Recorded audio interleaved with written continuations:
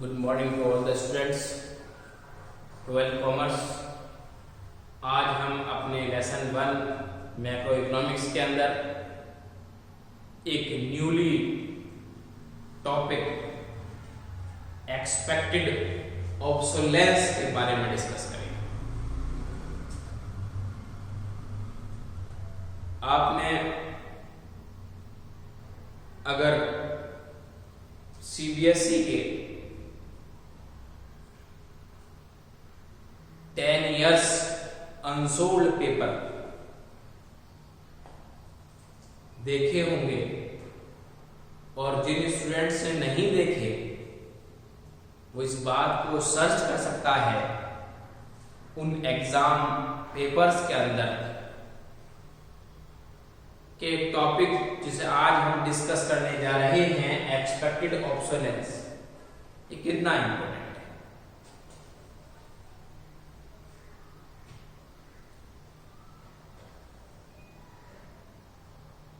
Expected obsolescence के बारे में पहला क्वेश्चन अराइज होता है कि एक्सपेक्टेड ऑब्सोलेंस है क्या। आप इसको बहुत ही सिंपल तरीके से समझ सकते हैं और उसको आप अपने वर्ड्स में राइट डाउन भी कर सकते हैं। एक्सपेक्टेड ऑब्सोलेंस को इकोनॉमिस्ट ने डाउनफॉल होना बताया है। ये एक जर्नल थिंकिंग है। इकोनॉमिस्ट ने उस डाउनफॉल को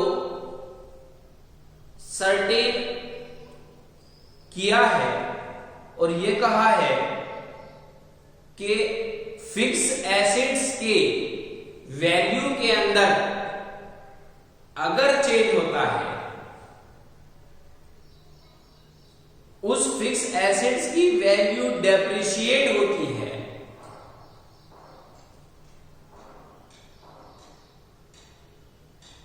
कुछ कॉजेस की वजह से, जैसे टेक्नोलॉजी के अंदर चेंज आया, इंस्टेंट चेंज आया।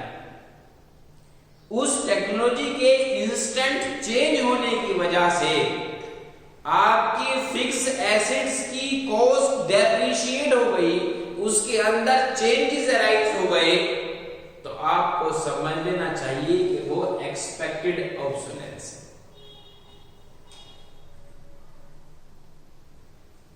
उसके साथ साथ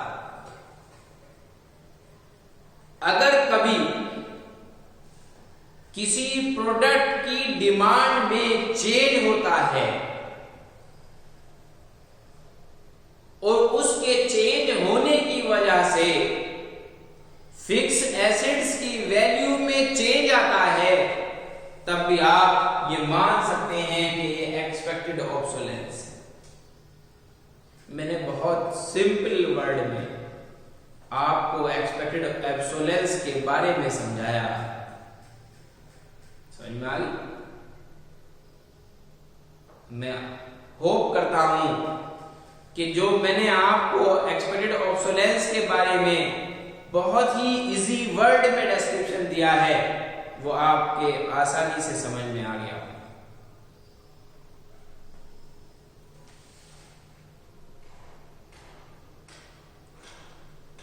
और एक्सपेक्टेड ऑब्सोलेंस के बारे में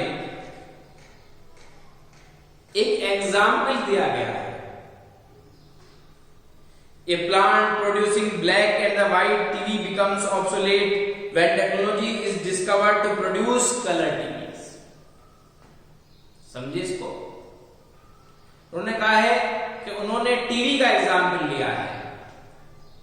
टीवी को दो नेचर के बेस पर क्लासिफाई किया है कि एक टीवी ब्लैक एंड व्हाइट है जो बहुत साल से चले आ रहा है, कंपनीज उसका प्रोडक्शन कर रही हैं, कस्टमर उसको परचेज कर रहा है, कंज्यूमर उसे कंज्यूम कर रहा है। कुछ टाइम बाद टेक्नोलॉजी चेंज होती है, ब्लैक एंड व्हाइट टीवी के इन प्लेस में कलर टीवी मार्केट के अंदर डिस्ट्रीब्यूट होता है, उसका एडवर्टाइज किया जाता है, कस्टमर को अवेयर किया जाता है, अट्रैक्ट किया जाता है और कस्टमर उस कलर टीवी के कलर्स को देखकर, उसके पिक्चराइजेशन के कलर को देखकर ब्लैक एंड व्हाइट टीवी के साथ कंपैरिजन करता है। तो वो कस्टमर जो ब्लैक एंड व्हाइट टीवी को परचेज कर रहा है, ये करने वाला था, उसकी डिमांड, उसका जो साइकोलॉजी है वो टर्न होकर कहां आती है? कलर टीवी पर आती है। तो आप मुझे बताइए कि टेक्नोलॉजी की वजह से वो ब्लैक से व्हाइट कलरफुल हो गया, उस टेक्नोलॉजी की वजह से ब्लैक एंड व्हाइट टीवी की डिमांड डिक्रीज हो गई, कलर टीवी की डिमांड इंक्रीज हो गई, ब्लैक एंड व्हाइट टीवी की जो प्राइस है, कॉस्ट है, वो रिड्यूस हो गई टेक्नोलॉजी के चेंज होने की वजह से। और उसी टेक्नोलॉजी के चेंज होने की वजह से दूसरे टीवी जिसको हमने कलर टीवी कहा है, उसकी डिमांड इंक्रीज हो गई, उसकी कॉस्ट इंक्रीज हो गई। तो हुआ ना टेक्नोलॉजी के चेंज होने की वजह से चेंज, क्या कहेंगे? Expected obsolescence. वो आपकी फिक्स एसेट्स थी, टीवी, आपने अपने पैसे खर्च किए, उसको परचेज करके लेके आए और कंज्यूम किया। ये तो मैंने आपको टेक्नोलॉजी के चेंज होने के एग्जाम्पल दिया। अगर डिमांड में चेंज हो तो क्या कहा गया है? A plant producing rubber shoes becomes obsolete when demand shift from rubber shoes to the leather shoes. यहां पर एक कमोडिटी शू को बताया गया एग्जाम्पल के तौर पर कि एक साइड में रबर शू रखे हुए हैं, एक साइड में लेदर शू रखे हुए हैं, दोनों को इनकी कंपनी प्रोड्यूस कर रही है। कस्टमर रबर शू को इग्नोर कर रहा है, लेदर शू को प्रीफर कर रहा है। डिमांड रबर शू के को शिफ्ट करके कहां आ रही है? कहां अराइज हो रही है? लेदर शू पर अराइज हो रही है। तो समझ लीजिए, जो आपके रबर शू हैं उनकी कॉस्ट डेप्रिशिएट हो रही है और जो लेदर शू है उनकी कॉस्ट एप्रिशिएट हो रही है। तो दोनों के अंदर चेंज आ रहा है due to the shift of the demand. ये सेकंड एग्जांपल। तो मैंने आपको बताया कि एक्सपेक्टेड ऑब्सोलेंस जो है वो फिक्स एसेट्स के अंदर होने वाला चेंज है, वो चाहे टेक्नोलॉजी की वजह से हो रहा हो या चाहे चेंज इन डिमांड की वजह से हो रहा हो, उसे हम एक्सपेक्टेड ऑब्सोलेंस कहते हैं। एक साइड लॉस हो रहा है टेक्नोलॉजी के चेंज होने की वजह से, दूसरी साइड प्रॉफिट हो रहा है। एक साइड लॉस हो रहा है डिमांड के शिफ्ट होने की वजह से, दूसरी कमोडिटी पर डिमांड इंक्रीज हो रही है। क्या हो रहा है? चेंज हो रहा है। क्या है? Expected obsolescence.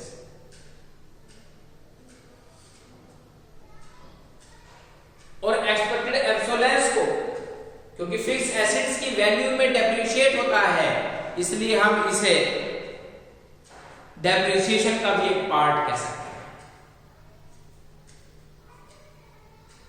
क्योंकि वो कमोडिटी टेक्नोलॉजी के चेंज होने की वजह से उसकी वैल्यू में डेप्रिसिएशन हो रहा है, डिमांड के शिफ्ट होने की वजह से उस कमोडिटी के अंदर डेप्रिशिएट हो रही है उसकी वैल्यू, इसलिए हम इसे एक पार्ट ऑफ द डेप्रिसिएशन भी कह सकते हैं।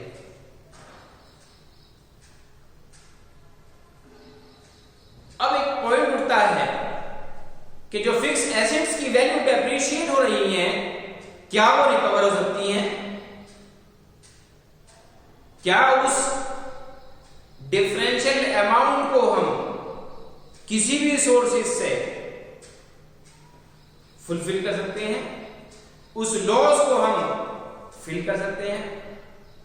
यस, कर सकते हैं। बताया गया कि एक्सपेक्टेड ऑब्सोलेंस के अंदर फिक्स एसेट्स की वैल्यू डेप्रिशिएट हो रही है, इसलिए उसे डेप्रिसिएशन का एक पार्ट कहा गया है। और जो जितनी वैल्यू डेप्रिशिएट हो रही है, जितनी वैल्यू कम हो रही है, उसे हम डेप्रिसिएशन रिजर्व फंड से फिल कर सकते हैं। सॉल्यूशन कर देंगे। जहां पर आपको वैल्यू को, एसेट्स की वैल्यू को डेप्रिशिएट होने की इंफॉर्मेशन दी जा रही है, उसे एक साइड पे डेप्रिसिएशन का एक पार्ट बताया जा रहा है, वहीं उसी डेप्रिशिएट वैल्यू को फिल करने का भी एक सोर्स बताया गया, डेप्रिसिएशन रिजर्व फंड।